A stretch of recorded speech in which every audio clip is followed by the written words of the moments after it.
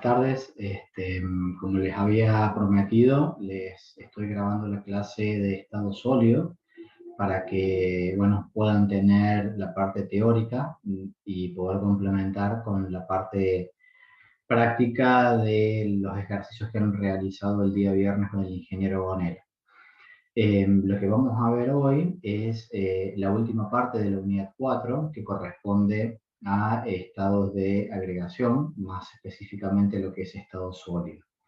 Bien, entonces bueno, vamos a dar comienzo con la clase.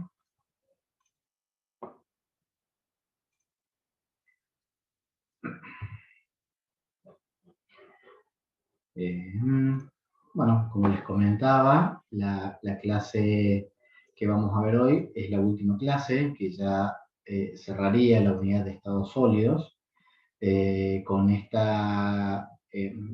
tema finalizaríamos la parte del programa de lo que es estados de agregación, y al igual que lo que les comentaba en la parte de estado gaseoso y de estado líquido, el estado sólido también está relacionado a las fuerzas intermoleculares. ¿Está bien?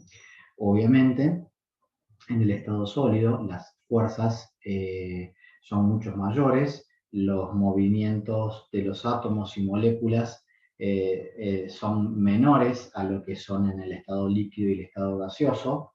Las uniones, en algunos casos, generalmente son un poco más fuertes, y las características de los compuestos iónicos y los compuestos covalentes en estados sólidos se fundamentan a partir de justamente estos principios. Entonces, un poco para ver algunas definiciones a grandes rasgos. El tema sólido es un tema que es bastante amplio y tiene también sus complejidades, al igual que todos los otros temas, por supuesto, pero tiene muchas aplicaciones. Nosotros lo que vamos a ver es simplemente algunas aplicaciones desde el punto de vista y relacionándolos con las fuerzas intermoleculares y las propiedades periódicas, pero la parte de sólidos, en su análisis más profundo, implica tener como conocimiento básico las estructuras cristalinas, que eso es un poco lo que les comentaba sobre las fuerzas intermoleculares y de las propiedades periódicas. Y bueno, a raíz de ello, después surgen una cantidad de temas bastante interesantes que tienen que ver un poco más con la parte de cristalografía, que nosotros no la vamos a ver, simplemente se las voy a mencionar en algunos casos, porque no es parte del programa de la materia, pero como para tener una idea y un panorama de lo complejo e interesante que es también el estado sólido. Bueno, en primera medida, los sólidos se pueden dividir en dos grandes categorías, unas llamadas monocristales y las otras policristales. La más común de todas es, digamos, en conocer y tener un sólido que solidifique en una estructura de policristales. ¿Y por qué? Porque la estructura de monocristales es una estructura un poco hipotética, ideal, que si bien hay algunos materiales, algunos compuestos que están conformados a partir de un monocristal, el ordenamiento de las estructuras cristalinas para este tipo de cristales es un ordenamiento casi ideal y perfecto, en el cual nosotros, supongamos, tenemos que en una estantería acomodar cajas del mismo tamaño y las acomodamos todas exactamente iguales, de manera de que la orientación y el ordenamiento es ideal y es, digamos, un ordenamiento prolijo, por así decirlo, en el cual el monocristal cristalizaría en esas condiciones. Para lograr esas condiciones se necesitan variables muy controladas de una manera muy exhaustiva, y eso hace de que no sea tan fácil obtener monocristales a diferencia de los policristales. Como el ordenamiento es casi perfecto, se necesita entonces que el proceso de solidificación esté controlado en cuanto a lo que son las temperaturas y los tiempos de enfriamiento para que cada uno de esos estructuras cristalinas se acomoden perfectamente una encima de la otra y una al lado de la otra para lograr conformar la red cristalina propia de un monocristal.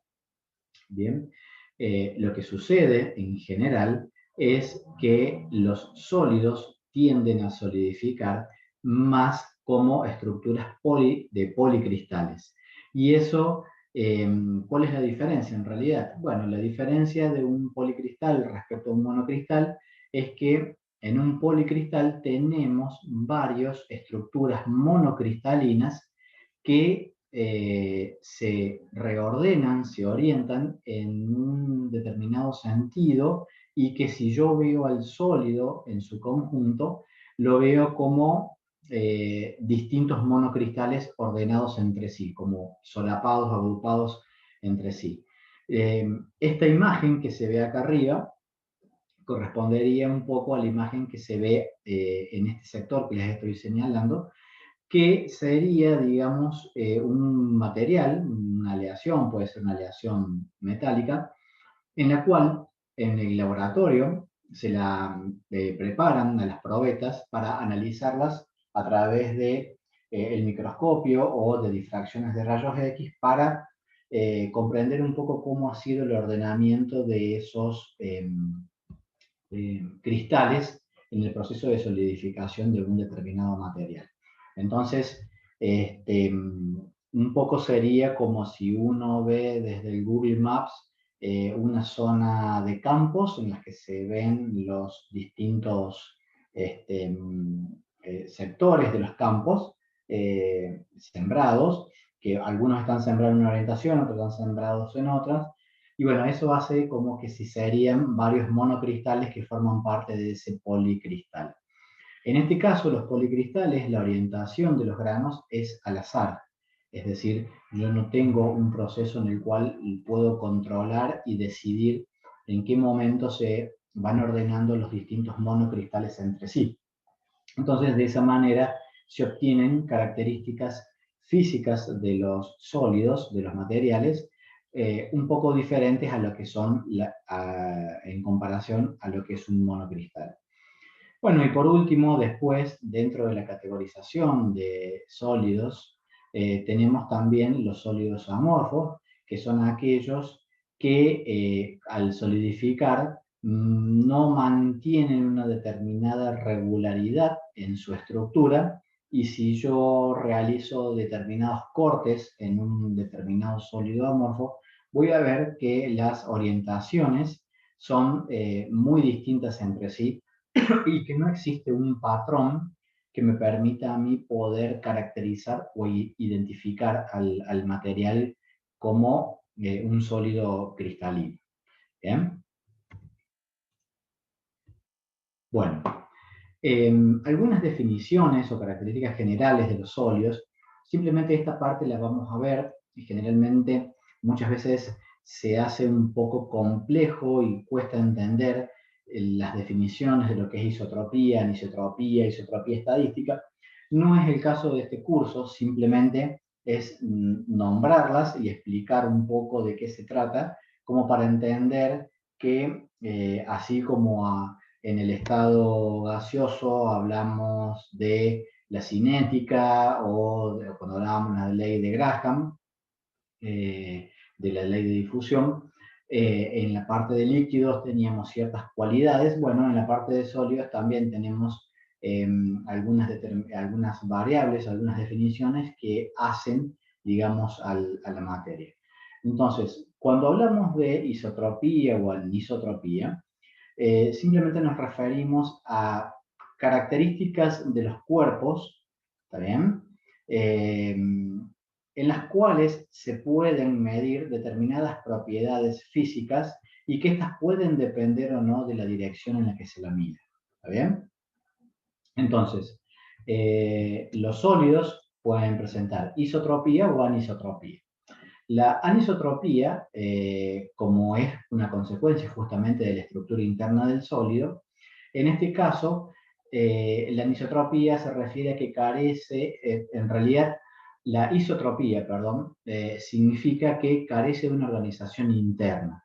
Esto se da en los líquidos y en los sólidos amorfos, fundamentalmente, y si presenta una organización muy regular, como en el caso de los sólidos cristalinos, generalmente como por ejemplo son cualquier tipo de sal, se los denomina anisotrópicos. Entonces, ¿qué propiedades se pueden estudiar? Bueno, se pueden estudiar el índice de refracción, la velocidad de propagación de la luz, la conductividad eléctrica, que va a ser algo que nos va a interesar a nosotros, y desde el punto de vista mecánico, la resistencia a la tracción y a la torsión a la cual se puede someter un material también se lo estudia a partir de estas cualidades. ¿Está bien? Entonces, bueno, acá hay un ejemplo que dice que el cuarzo se fractura más fácilmente en algunos planos o que un cubo de níquel se imanta más fácilmente en un plano que en otro. Y esto tiene que ver justamente con estas propiedades anisotrópicas de los sólidos que hacen de que algunas variables se midan en una determinada dirección y que presenten regularidades. Entonces, los monocristales generalmente presentan anisotropía y los policristales presentan isotropía llamada estadística. Esto es porque se orientan al azar cada uno de los monocristales que forman parte de un policristal. Entonces, cuando yo lo veo microscópicamente a ese ordenamiento que se produce, puedo obtener en un sólido, si tengo una vista superior, por ejemplo, de una estructura cristalina, ver que en la dirección 1 el ordenamiento se da a partir de regularidades entre átomos iguales, o sea, que son átomos de color negro y de color rojo, digamos, en una aleación, por ejemplo. Entonces, esta orientación se da en la orientación 1. Ahora, si yo lo mido en la 2, me doy cuenta de que en realidad la orientación ahora es como intercalada entre un átomo de un determinado elemento y otro distinto, y así sucesivamente.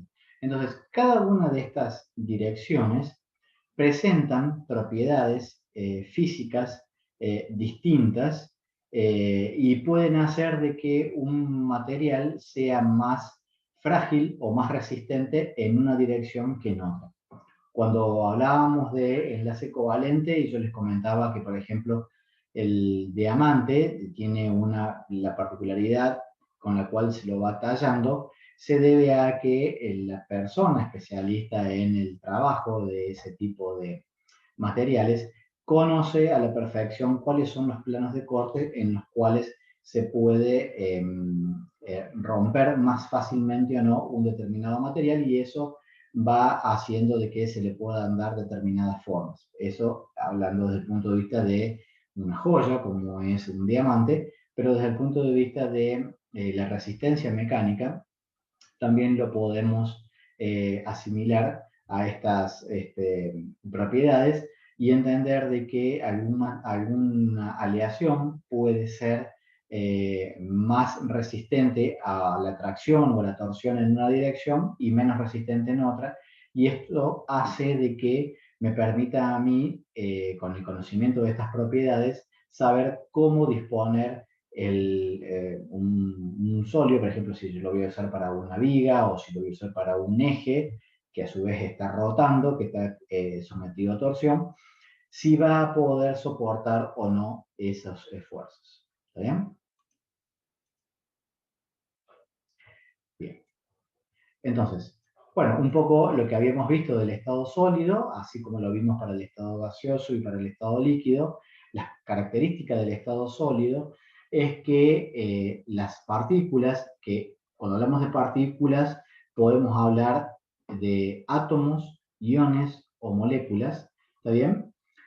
Se van a encontrar en contactos unas con otras dispuestos en posiciones fijas y que no van a tener una movilidad tan ligera como se lo podía observar en el estado líquido y aún más en el estado gaseoso, sino que en realidad nosotros lo que vamos a decir en este caso es que al estar en estructuras fijas, lo que pueden hacer estas partículas es vibrar alrededor de sus posiciones fijas, pero no pueden cambiar de posición en cualquier momento. ¿Está bien?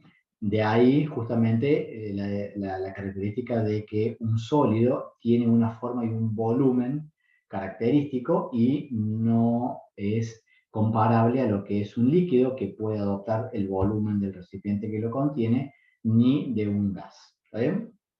Entonces, esa es una de las particularidades más importantes que difieren del estado sólido al resto de los estados de agregación.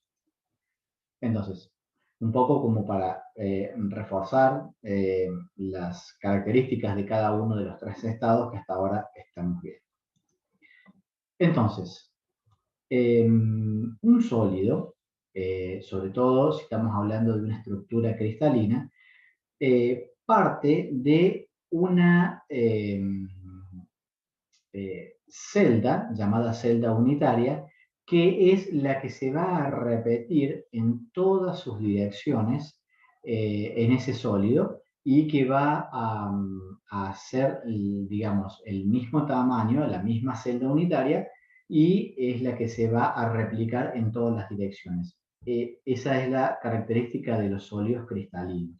Y esa celda unitaria también se la sabe llamar ladrillo cristalino porque es como que si cada estructura tuviese una similitud con un ladrillo que yo voy colocando para hacer una determinada pared, uno encima del otro o uno al lado del otro, y así obtener lo que sería un sólido cristalino, hablando en escalas microscópicas. Entonces, si yo tomo como todo este gran cubo que forma parte de un sólido cristalino, este sólido va a estar conformado por una cierta cantidad de celdas unitarias que se van a repetir a lo largo y a lo ancho, también visto de frente o detrás, porque estamos hablando que es en 3 dimensiones, y de esa manera yo puedo decir de que el sólido cristalino está conformado, digamos, por esa red o esa celda unitaria repetitiva. ¿Está bien? Bien. Si yo me posicionase en algún vértice de un sólido cristalino, podría ver que a lo largo y a lo ancho tengo distintas estructuras que se van solapando entre sí y que un átomo o un ion, ¿está bien?, de un determinado elemento va a formar parte de una estructura, de una celda unitaria, pero a su vez va a ser contigua a otras celdas.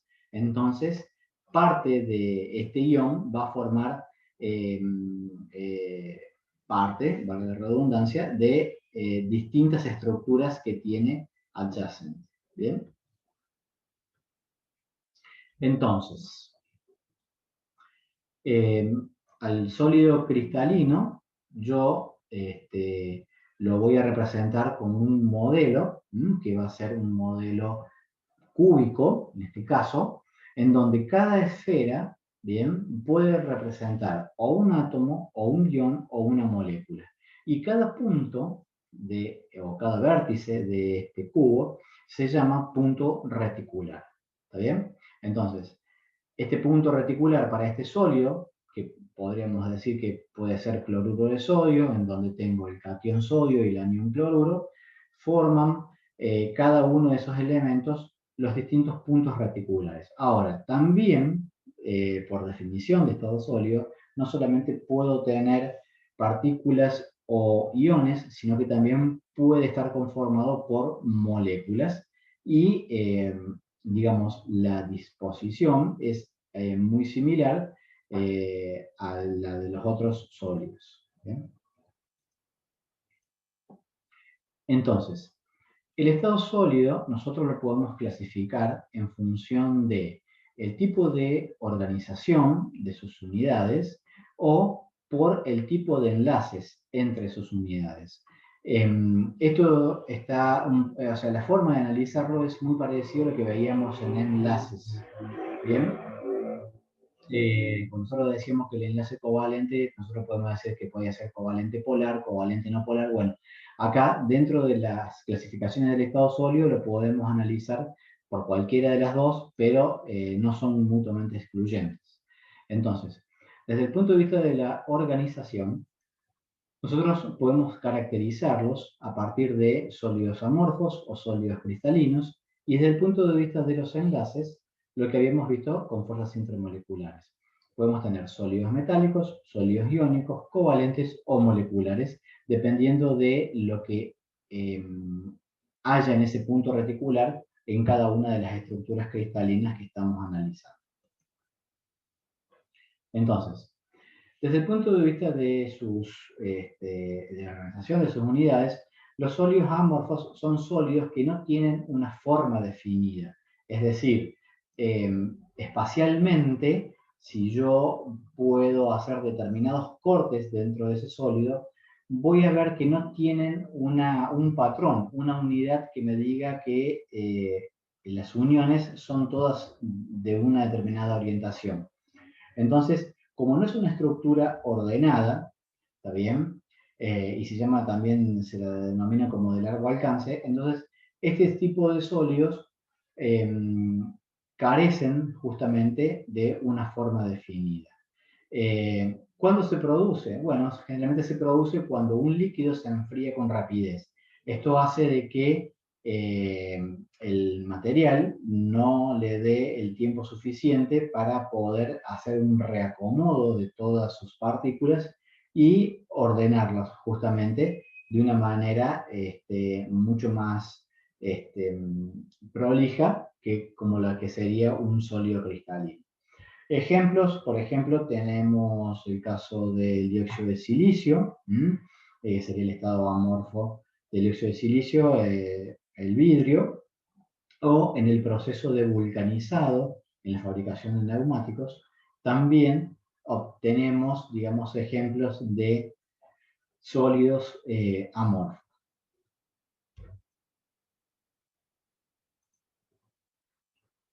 Ahora, por el tipo de sólido cristalino, en realidad, en contraposición con un sólido amorfo, estos tipos de sólidos tienen estructuras mucho más ordenadas, bien definidas y que repetitivamente a lo largo y a lo ancho de ese sólido yo tengo una regularidad con la que se van obteniendo los distintos cristales o celdas unitarias. Entonces, las características del estado sólido fundamentalmente se deben a que tienen superficies planas, ¿está bien? Con bordes bien definidos y ángulos bien definidos, y eso le hace, digamos, a una cualidad de los sólidos cristalinos. Entonces, cuando hablamos de bordes, hablamos de estas aristas del sólido, y cuando hablamos de vértices, obviamente de estos puntos, y las caras del cristal, que acá se ven las distintas caras del cristal, cómo se fueron reordenando esas celdas unitarias para conformar este tipo de sólido. Los elementos generalmente solidifican en determinados tipos de estructuras de celdas unitarias. Si ustedes se fijan en la tabla periódica, van a ver que cada uno de los elementos tiene un determinado ordenamiento. Nosotros vamos a simplificar un poco los cálculos y la forma de ver los temas y nos vamos a enfocar en lo que son los sólidos con estructuras cúbicas simples, porque son más fáciles de calcular, más sencillos de calcular. Pero podemos tener sólidos que solidifiquen en una estructura tetragonal, ortorrómbica, monoclínica o triclínica, por ejemplo, o hexagonal, que no son tampoco de los más raros, simplemente que nosotros en la parte de ejercicios, ustedes ya habrán hecho algunos ejercicios, se enfocaron sobre todo en estructuras cúbicas simples. Entonces, estas celdas o redes de Bravais son las 14 posibilidades en las cuales los sólidos pueden solidificar y bueno, y a partir de ahí nosotros podemos hacer distintos cálculos utilizando sobre todo conocimientos matemáticos. Nosotros vamos a ver las tres primeras que tienen que ver con la cúbica, cúbica simple, cúbica centrado en el cuerpo y cúbica centrado en las caras.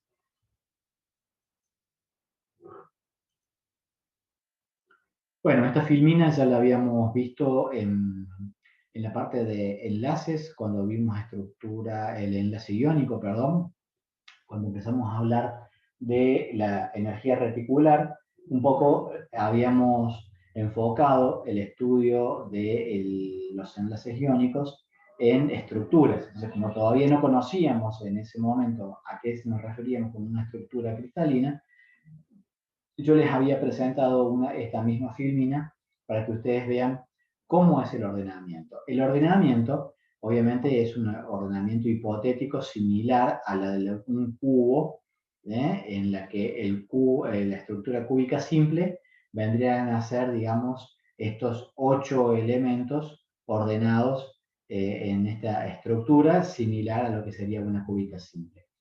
La cúbica centrada en el cuerpo vendría a ser una estructura cúbica simple, nada más que se separan un poco, digamos como las dos capas, la superior y la inferior, por una esfera que puede ser de un mismo elemento o un elemento distinto, si estamos hablando de aleaciones, en la que tiene determinadas características en cuanto a su funcionalidad. Y la estructura cúbico centrado en las caras, nosotros lo que tenemos son distintos átomos en cada una de las caras que tenemos de este cubo y que esta cara, la mitad de este átomo va a corresponder a la celda que estamos viendo en este momento y la otra mitad del átomo va a formar parte de la celda contigua. Eso que yo les comentaba al principio de la clase, de que las celdas unitarias se van, digamos, ubicando en una red tridimensional a lo largo y a lo ancho, y entonces los elementos forman parte de más de una celda unitaria.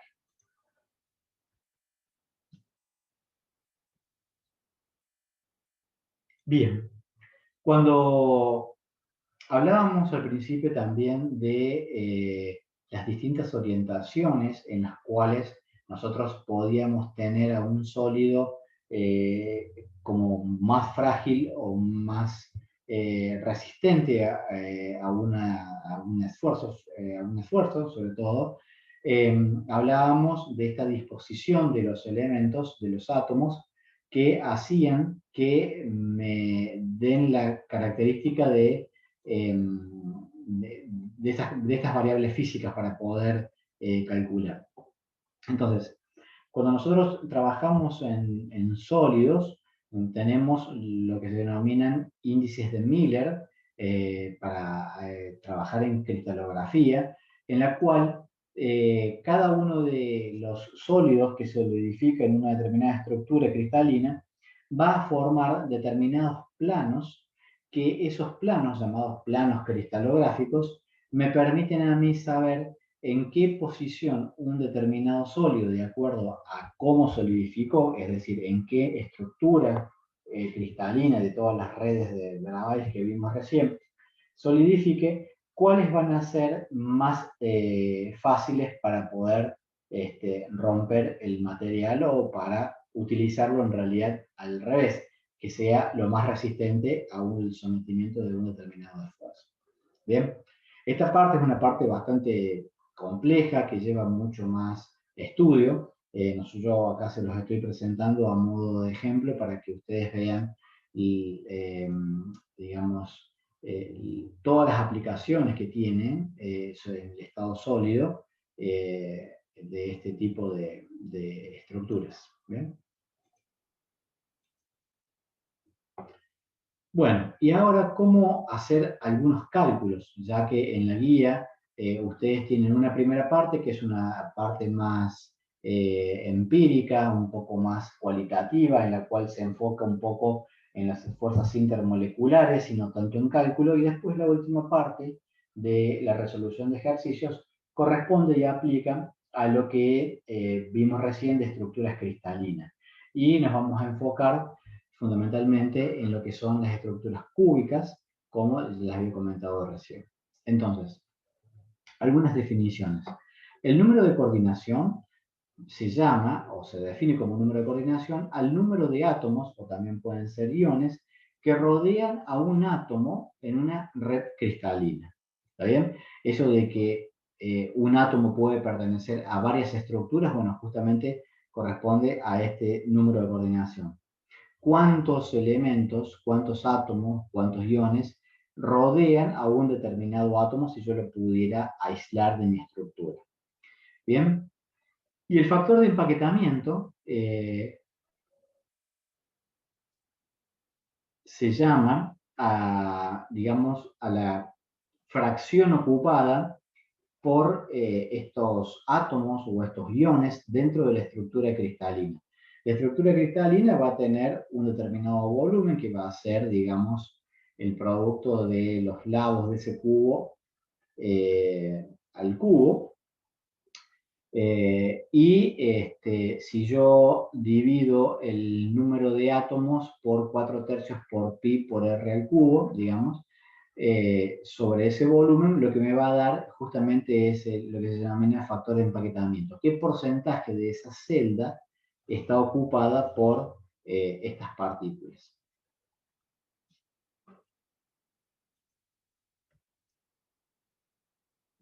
Bueno, ahora, un poco retomando las estructuras cristalinas, yo acá podría analizar, digamos, cuáles de las estructuras tendría el factor de empaquetamiento más grande y cuál sería el más chico. Mientras más espacio yo ocupo con esferas, menos espacios vacíos dejo. Por lo tanto, el empaquetamiento cúbico centrado en las caras va a ser, digamos, como el de mayor porcentaje, y el cúbico simple tendría a ser el de menor factor de empaquetamiento. ¿Bien? También, un átomo puede formar parte de un vértice, ¿está bien?, de una de las celdas, pero a su vez, digamos, un octavo de ese átomo forma parte de una de las celdas. El resto de las fracciones forma parte de los otros 8 cubos digamos, tocan imaginariamente a este átomo. Y también puede existir la posibilidad de que un átomo forme parte de una de las caras, como en la estructura cúbica centrada en las caras, entonces la mitad de esa esfera forma parte de esta celda y la otra mitad de la otra celda contigua. ¿Bien? Eso es un poco como para físicamente entender cuando estamos hablando de un determinado átomo, en qué posición está, eh, cómo yo tengo que tenerlo en cuenta a la hora de calcular, digamos, el grado de participación que tiene en una determinada celda cristalina. Entonces, la estructura cúbica simple, que es la más sencilla de todas, lo que vamos a tener es un número de coordinación de 6, la cantidad de átomos que están, digamos, teóricos dentro de una celda unitaria va a ser igual a 1. ¿Por qué? Porque yo lo que tengo acá son 8 vértices, y como cada uno de los átomos forma parte de un octavo de esa celda, entonces de ahí surge que equivaldría a una celda cúbica simple a contener a un átomo en su volumen, digamos. Entonces, el factor de empaquetamiento es del 50% aproximadamente, 0,52. Bueno, y acá tienen algunos elementos, como por ejemplo el polonio, que tiene la particularidad de solidificar este tipo de estructura.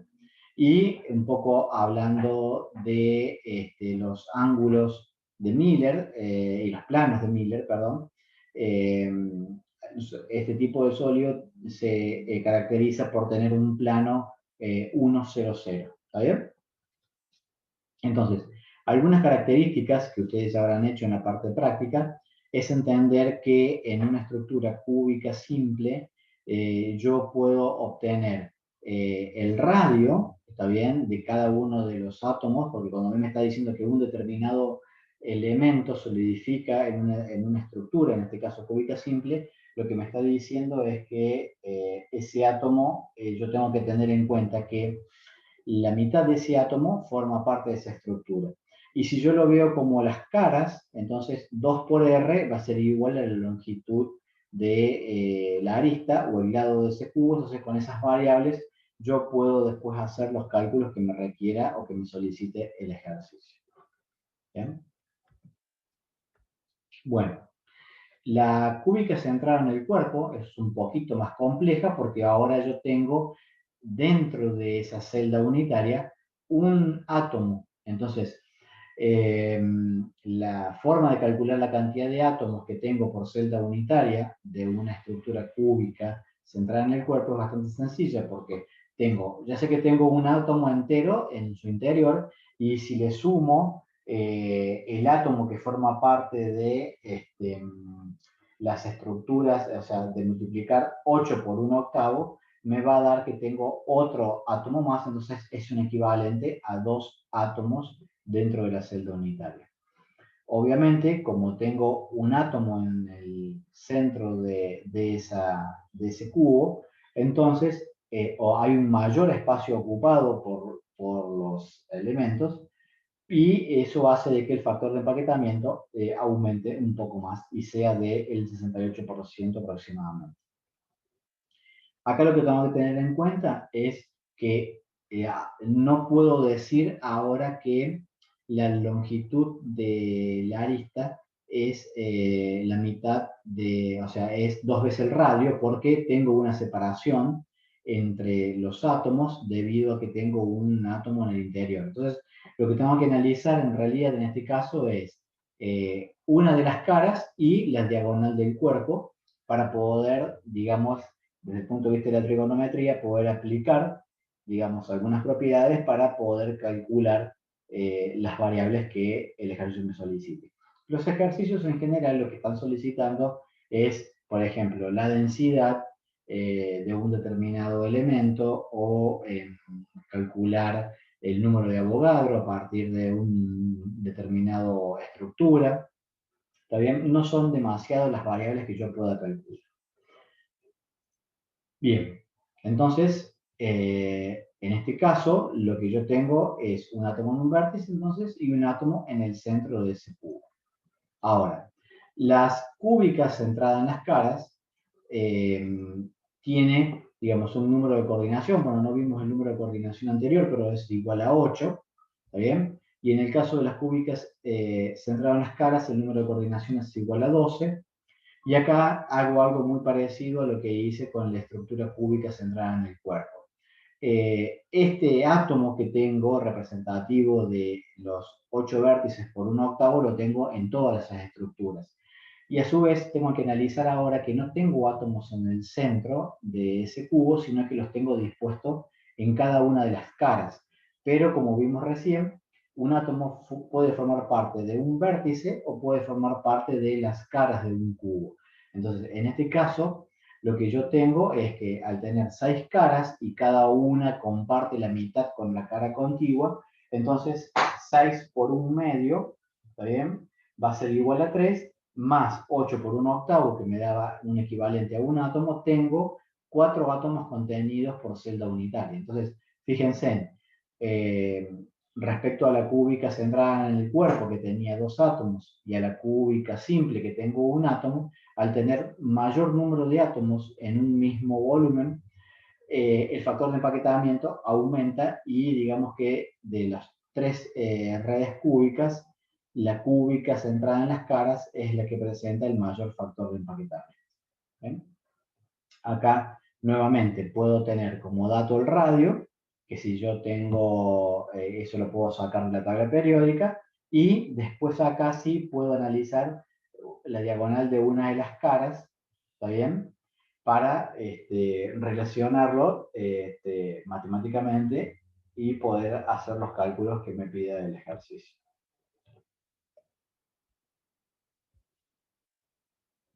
Bueno, acá hay un ejemplo como para poder entender un poco más el ejercicio, que dice que cuando la plata se cristaliza, forma celdas cúbicas centradas en las caras.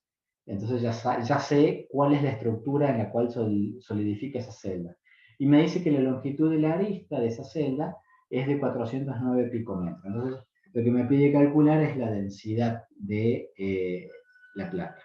Entonces, como yo sé que la densidad es masa sobre volumen, el volumen va a ser igual a la arista al cubo, ya ahí ya tengo el volumen, tengo 4 átomos por celda unitaria, y también ya sé cuál es la masa de un átomo, eso llevado al número de Avogadro, tengo una determinada cantidad de átomos en un mol, entonces esa vendría a ser la masa, y luego divido la masa sobre el volumen y me va a dar la densidad, que debería ser muy parecida o próxima a la que yo tengo, por ejemplo, en tablas periódicas que me lo permitan tener como dato, porque estos valores son aproximados por el error que lleva.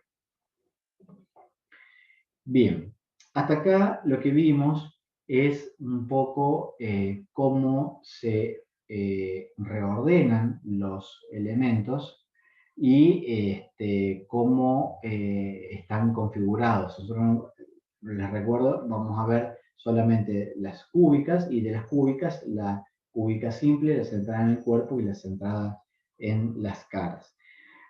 Lo que vamos a ver ahora es un poco lo que se denomina apilamiento compacto de esferas, es decir, cómo se disponen las distintas capas de esferas para formar un determinado estructura cristalina. ¿Bien? Entonces, solo podemos tener un empaquetamiento compacto de esferas, ¿está bien? Que vendría a ser un arreglo tridimensional eficiente, en la que tengo una capa y a la cual le superpongo otra capa de esferas, ¿está bien? Esta es característico de los elementos metálicos, y la forma en la cual se pueden producir los arreglos puede ser, por ejemplo, de esta forma, digamos, un arreglo A con una capa B y luego una capa A. Entonces, en este caso yo tengo acá una estructura que cristaliza en una red tipo hexagonal, ¿está bien? Y así sucesivamente, a medida que se van recombinando las distintas capas, voy obteniendo las estructuras cristalinas. En este caso, si le agrego una tercera capa distinta a la anterior, entonces lo que voy a tener es una cúbica centrada en las caras.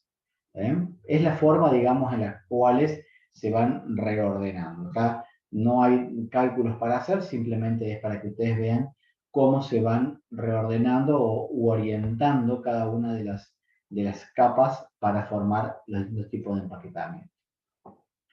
Entonces, bueno, los números de coordinación de cada una de ellas. En el caso de la hexagonal compacta y de la cúbica central en las caras, ambos tienen un número de coordinación de 12. Y obviamente son distintas las formas en las cuales se producen los arreglos, porque yo acá tengo como capas alternadas entre dos capas distintas, y acá yo tengo la capa esta de color azul, vendría a ser como la roja, pero girada 90 grados. ¿Está bien? 180 grados. Bueno, los tipos de cristales. Bueno, a ver, ¿qué tipo de cristales tenemos? Los tipos de cristales van a estar un poco relacionados a las fuerzas intermoleculares que están actuando en ese tipo de sólidos. ¿Bien? Bueno, obviamente las estructuras y las propiedades van a, como por ejemplo el punto de fusión, el punto de ebullición, la densidad, la dureza, justamente van a estar determinados por los tipos de cristales que yo puedo obtener. Tenemos metálicos, iónicos, moleculares y covalentes. ¿Bien?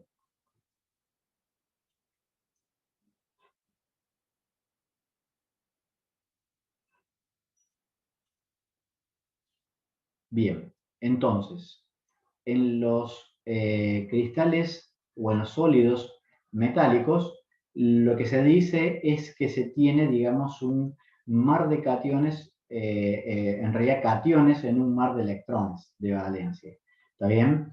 Esto permite que la movilidad de los electrones sea totalmente aleatoria dentro del sólido y de esa manera, como yo tengo una gran cantidad de electrones deslocalizados, me permite a mí obtener, digamos, una característica fundamental de los metales, como es la conductividad eléctrica o la conductividad térmica.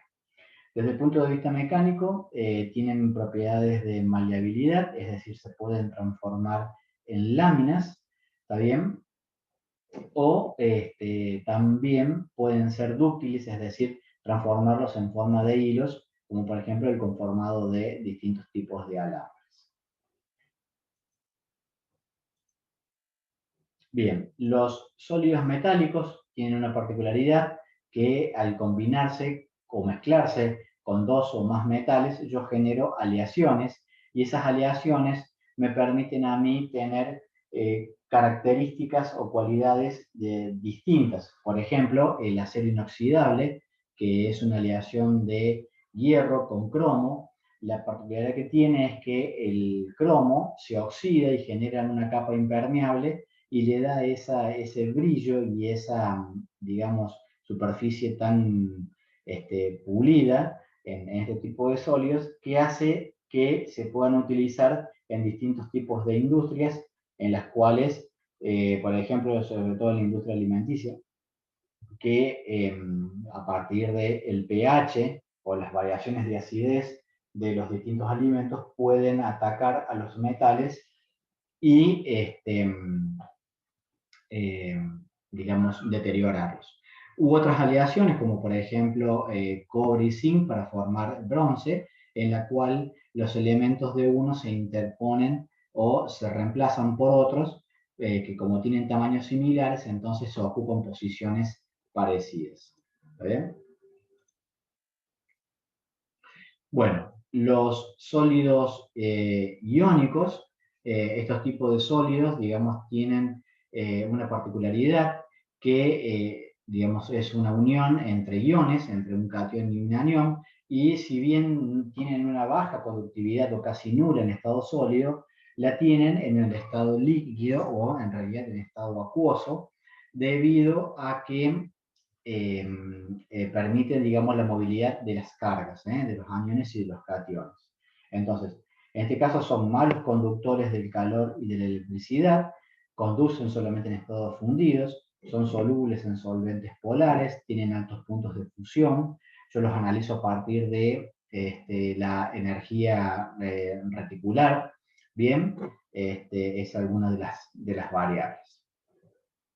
Bueno, y algunas particularidades, las redes cúbicas, en las cuales nosotros estuvimos analizando recién, digamos que pueden ser centradas en las caras, pueden ser también de otro tipo de redes cúbicas, ¿está bien?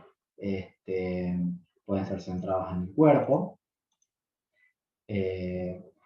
Y los sólidos moleculares, que en realidad acá la unidad no son ni iones ni átomos, sino que son moléculas. Entonces, los sólidos moleculares están unidos o atraídos entre sí a partir de interacciones que pueden ser fuerzas de London y de dipolo-dipolo o puente hidrógeno. Que recuerden que el enlace puente hidrógeno era una particularidad de las fuerzas dipolo-dipolo. Si son a través de fuerzas de London, entonces no son direccionales y son más bien sólidos amorfos, como en el caso de la parafina. En el caso de dipolo-dipolo, puente hidrógeno, son más direccionales, puedo tener sólidos cristalinos, como en el caso del agua, en su forma sólida de hielo, y el azúcar. Entonces, las fuerzas con las cuales se unen los elementos para formar este tipo de sólidos son relativamente mucho más débiles que en el caso de un iónico y de un metálico. ¿Está bien? Y eso se debe justamente a el tipo de fuerzas intermoleculares. Bueno, los sólidos moleculares están formados justamente por moléculas en sus vértices y depende, digamos, del tipo de fuerzas intermoleculares que tengan esos elementos. Pueden ser hasta inclusive gases, o sea, se pueden sublimar a temperatura ambiente si las fuerzas son muy débiles. Tienen generalmente puntos de fusión y puntos de ebullición bajos, son suaves, frágiles, y no presentan conductividad eléctrica, justamente debido a que no tienen, digamos, electrones deslocalizados. Bien, los sólidos moleculares apolares van a ser solubles en solventes apolares y los polares en solventes polares. Es decir, mantenemos el mismo criterio que veíamos en la parte de líquidos cuando decíamos que lo semejante disuelve lo semejante. Los sólidos covalentes son, en realidad acá lo que yo tengo en la estructura son átomos unidos por una red de enlaces covalentes, son sólidos muy fuertes, tienen una alta dureza, una alta rigidez, altos puntos de fusión y de ebullición, y son generalmente aislantes, salvo el carbono en su estructura de grafito, que a partir de obtener orbitales deslocalizados, yo tenía electrones deslocalizados, perdón, por los enlaces pi, entonces de esa forma podía generar, digamos, una conductividad eléctrica, ¿bien? Que es lo que habíamos visto en la parte de enlace covalente. Se los utiliza mucho en la parte de herramientas de corte, sobre todo para lo que son centros mecanizados, tornos control numérico. Bien, otros ejemplos tienen que ver también un poco con la parte de joyas, el rubí, el zafiro, el topacio, son parte, digamos, de estos tipos de sólidos. Bueno, y acá al final tenemos una tabla, un poco resumen, en la cual me resume justamente el tipo de cristales y las fuerzas que intervienen y cuáles son las propiedades más comunes. Dentro de lo que es la tabla periódica, cómo solidifican cada uno de esos elementos, ¿está bien? Y lo que tiene que ver con difracción de rayos X, justamente es una forma de poder analizar un determinado sólido, y si yo desconozco qué tipo de sólido es o cuál es su estructura, a partir de este tipo de análisis yo puedo entender y comprender un poco más, digamos, algunas características. Se relaciona